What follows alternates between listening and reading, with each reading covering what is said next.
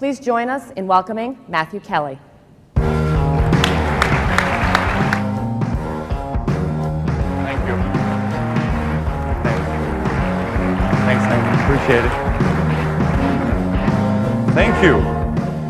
Good morning. How are you? We'll see. I think as we wrap up this morning, your event, it's really important for us to remind ourselves why we've come here and what action we should be taking back to our teams and our organization, our broader organization.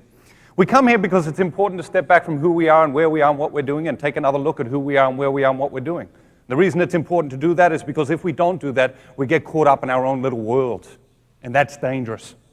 It happens to people, it happens to organizations, it happens to industries, and it always ends ugly. But the great danger is that we fall into the trap of believing that the whole world is like the street we live on. We get so caught up in our daily lives, we get caught in the trap of believing the whole world's like the city we live in. And of course it isn't. So we come here to expand our vision of ourselves, to expand our vision of our organization, and to expand our vision of the world. Because otherwise we do get trapped in our little lone world views. And the way we see the world determines the way we live our lives. Your constant challenge as a manager is to expand the way your people see themselves, to expand the way your people see their organization, and to expand the way your people see the world. That's the challenge. You're constantly trying as a manager to draw people out of their own little world. That's why it's so important that we step back from who we are and where we are and what we do. Because we all have a worldview, and the way we see the world determines the way we live our lives. How do you see the world? There are 6 billion people on the planet, give or take. And if we reduce the world's population to 100 people, proportionally, 57 of those 100 people would come from Asia, 21 from Europe, 14 from North and South America, and 8 from Africa. 51 would be women, 49 would be men, 68 of those 100 people would not be able to read and write. How do you see the world? 68% of the world's population still can't read and write. 6 of those 100 people would own and control almost 50% of the world's wealth, and all of those 6 people would be U.S. citizens. 3 of those 6 people would live on the same street at the North Shore of Long Island. How do you see the world? Because the way we see the world determines the way we live our lives. One of those 100 people would have just been born. One of those 100 people would be just about to die, and only one of those 100 people would have been to college.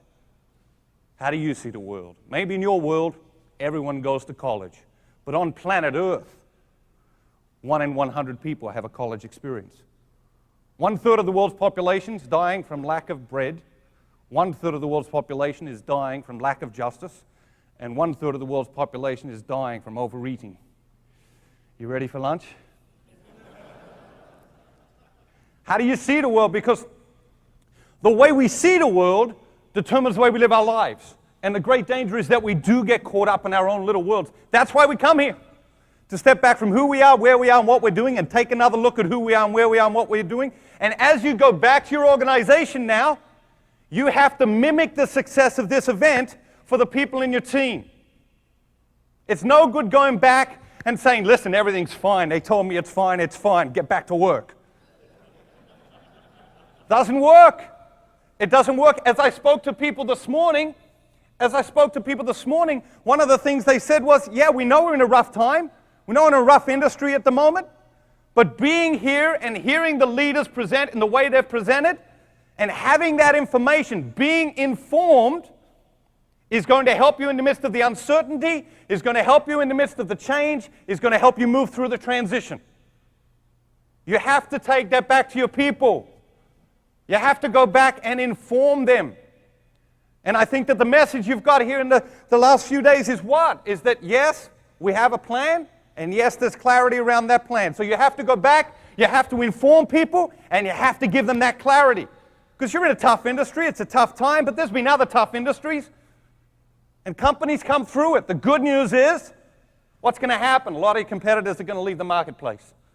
So when the business does come back, the companies that are best positioned will take more of the market share. And that's what you've got to be ready for.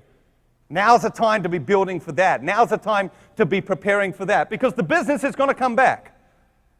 The business is going to come back. There's been other bad industries, but the best companies in the midst of an industry that's struggling, what are they doing? They're preparing for the comeback. You didn't cause the problem, and you can't solve the problem.